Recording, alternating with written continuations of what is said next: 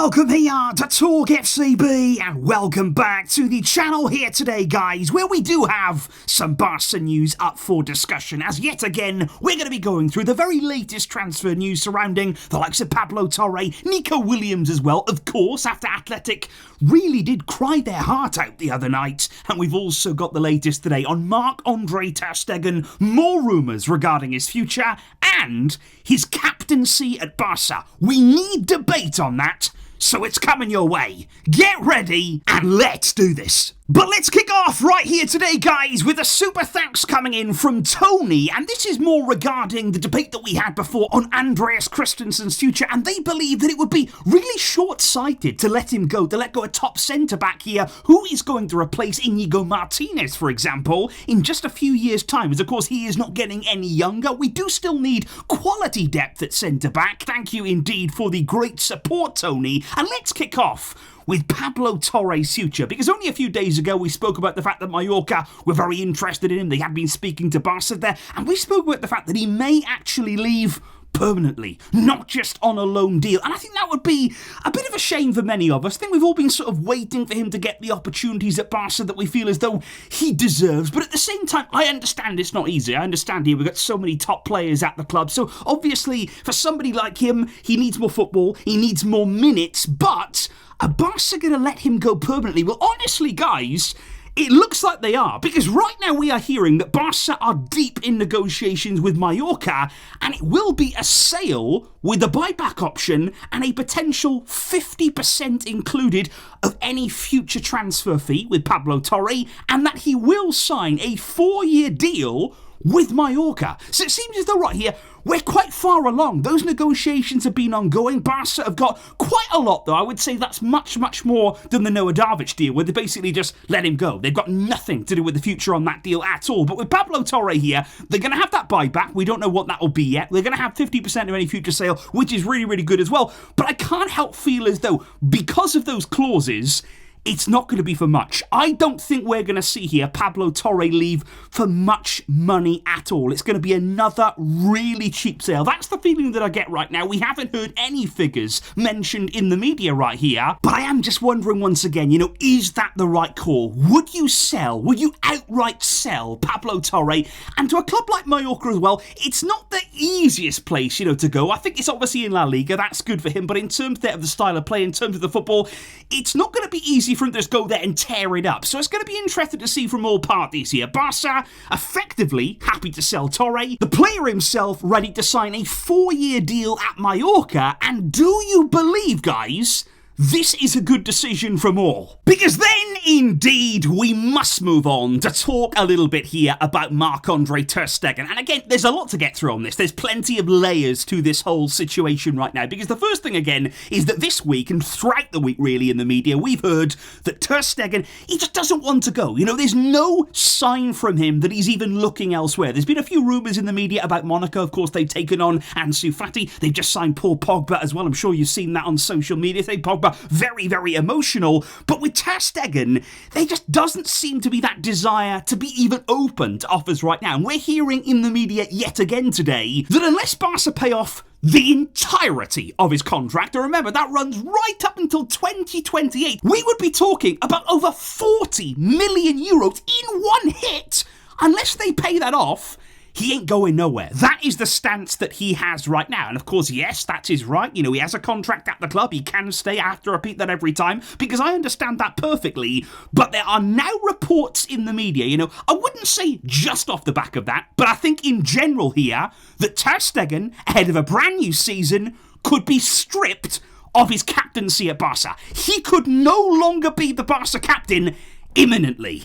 And the big question is, would that be the right decision? In your mind right now, yes or no, do you believe that Ter Stegen should be stripped of the Barca captaincy? Because let me just talk a little bit more about why this is happening. Why could this happen? Because in my opinion here, it's not just about our ability, it's not just about replacing him here with João Garcia, and it's not a tactic, in my opinion, to try and force him out. This, for me, runs much, much deeper. It's about the culture of the team. It's about the mindset, the mentality that Hansi Flick wants to bring to this club. And I believe here that both the board at Barcelona and Flick, they're not only disappointed in Ter Stegen's ability, they've not only wanted to replace him this summer in the team, but they are also very disappointed with the attitude that he showed at the end of the season. That is obvious. That is clear for everybody to see there. The way that at the end of the season, remember, as the Barca captain, as the leader of this incredible club, he could not even greet the fans. He could not even there speak during title celebrations with the microphone, with the armband, because of his own personal situation. He felt as though he wanted more minutes, he wanted to play in the Champions League. Because those things didn't happen, he then chose not to address the fans. And that is not a captain. That is not how a captain should behave there. So Flick and the club, they're disappointed by that attitude. And what I would say right now is, it's interesting inside the club, I think the culture is changing even more. Because what we're hearing right now in the media is that the club would actually like Hansi Flick to choose the captains, to choose the new order there at the captaincy at Barca, to choose the 5 captains. Because in the past, guys, don't forget here, it's always been voted by the players in the dressing room. The players themselves are always sort of voted who they feel should be the captain, the leader, who should have the armband, what the pecking order should be. But actually, the club would like to go down the route that Man City follow right now. You know, at Man City, Pep Guardiola, he calls the shots. You know, he decides everything. He decides who his captains are going to be. And Barca believe that Hansi Flick now should have that authority at Barca. And that is also why Ter Stegen has every chance of being replaced. But here's the interesting thing, because if you do get rid of Ter Stegen, if you do not want him no longer as a Barca captain at all, well, what is that pecking order going to be? Because right now, Ter Stegen is the outright captain, then you've got Arau, you've got Frenkie de Jong, you've got Raphinha, and you have Pedri right now as the chosen 5 captains of this club. Now, in my opinion, straight away, one thing I've got to say, and I think we all agree on this, Raphinha, he's got to be right up there. He has to be as high as you possibly can get him in that captaincy pecking order, because he's a natural leader, both in his performance, both in his work rate there. Everything about him screams leader of this team. He wears his heart on his sleeve. He inspires others around him. He conducts himself in the way you want a captain to. He should definitely be very, very high on that list. And I believe the armband really, really suits him. You put the armband on Raphinha, he'll give you another 10%. You know, he'll go to another level just with that on his arm there. So that's something you definitely have got to consider. But what as well about Frenkie de Jong? Because right now we're hearing yet more reports that Barca, they're negotiating very well with Frenkie. Since Frenkie has gotten rid of that agent of his, things have moved along much, much more smoothly here. It's a shame, to be honest, that didn't happen a long, long time ago, because things could have been done so much more swiftly here. But Frenkie is looking like he's going to renew until 2029. Barca hope to announce that very, very shortly, and the terms look really good for the club. I think if Frenkie can renew on the terms that we're hearing, it will help us this summer as well in terms of registering Nico, as we're going to talk about in just a moment's time. So that is something that is definitely very, very good for the club. And as a result of that, I think this summer, the club will see Frenkie very well. They will appreciate here his understanding, his effort in renewing that contract. We know that Flick is a massive, massive fan of his, so I think Frenkie would certainly be up there as well in terms of the captaincy. But one name to consider right now from the outside, Inigo Martinez. He is somebody right now that in the media we're hearing he could step in to those 5 captains. He is somebody in the squad, of course,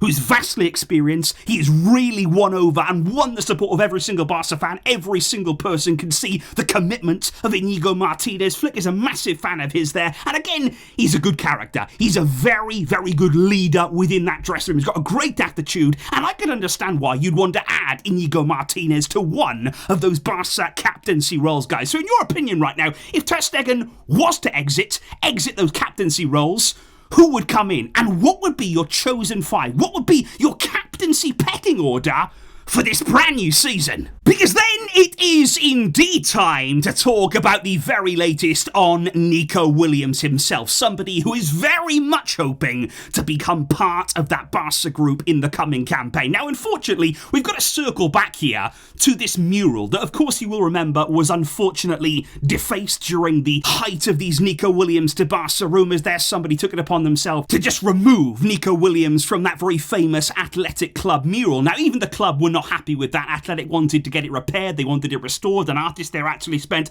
a lot of time and effort, I've got no doubt, getting Nico back on that mural, and well, unfortunately, yet again, it has been vandalised by Athletic Club fans. They are not happy right now. They actually wrote on there, "Nico, you can leave. We will always defend our badge." And what I would say to those fans there who've done that, who said, "Nico, you can leave," try telling your club that. It's not as though here that Nico doesn't want to leave. It's not as though Barca don't want to sign him. The only people crying right now are Athletic Club saying, "Oh, we want Barca looked at. We want Barca's finances looked into." If you want the guy to leave, go and tell your own club about that. And let me just say, on those Athletic Club tiers, let's just talk a little bit more about that. Because I just want to stress here, La Liga could tell them nothing. Absolutely nothing. Athletic met with, La Liga. They wanted to discuss, Barca's financials. They could give them no concrete, no solid, no specific information. La Liga told them basically stuff that everybody knows about Barca. They were not able to reveal anything because they're not legally allowed to do that. And this is what I was saying the other day. Athletic, I don't know who they thought they were. What kind of authority did you think you had in this situation? And again, guys, do not worry about the release clause. Right now with Nico Williams, that is the last of my concerns. Barca can pay it. And once they do in July, once they pay that clause in full, Nico is released from that Athletic Club deal. And the reason why Athletic are so frustrated, so angry, so tearful, they know they can't stop it. They know there's nothing that they can do, nothing within their power right now to stop it. Once that release clause is paid, they are simply out of the picture. So don't worry about the release clause. What I would say is, the only concerns I have is more to do with registration. I'm not worried about Barca paying the clause. I think it'll happen. The big question then will be, okay, let's get Nico registered and let's do it in a timely, sort of calm manner. Let's not leave everything until the last minute. Let's not have to shift so many things around and really panic. I just hope the club have got a clear plan to register Nico there, because with La Liga, you never know. You never know what kind of obstacles are going to just appear overnight, what new rules are going to be brought in to sort of hurt Barca. You just don't know. So I think with Nico, it's all going to be about registration. But the most important thing I would say on this is, we hear very consistently now, Nico, he's willing to help us. He is willing now to do whatever it takes to help the club get him registered. And one of the things that could mean there is not only accepting a lower salary than he could have got elsewhere, but also accepting specifically a lower salary early on in that contract. That is going to be something that's very, very important there, that Nico is willing to accept a salary that will increase gradually as it goes on. So at the first year, the first maybe 2 years of that contract, he may earn significantly less. He's willing to do that to make it easier there to be registered. Then as that contract goes on, he will then pick up more and more wages. So obviously, again with Barca, it's a little bit about sacrificing, the long term, but the short term, we want to get him registered now. We have to do things maybe that will cost us a little bit more later. We've seen Barca restructuring a few deals as well in the media of late.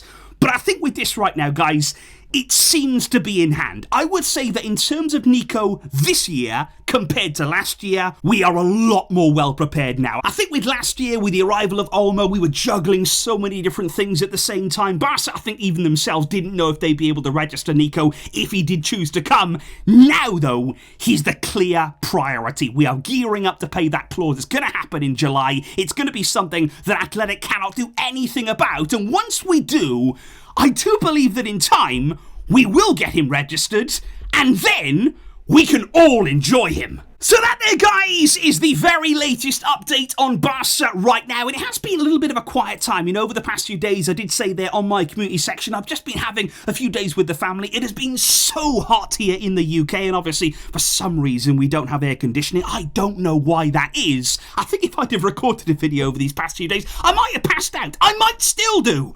But I'm going to be back here with you guys. Make no mistake about that. Come rain or come shine, I will be here. And I thank you indeed for your fantastic support and your patience.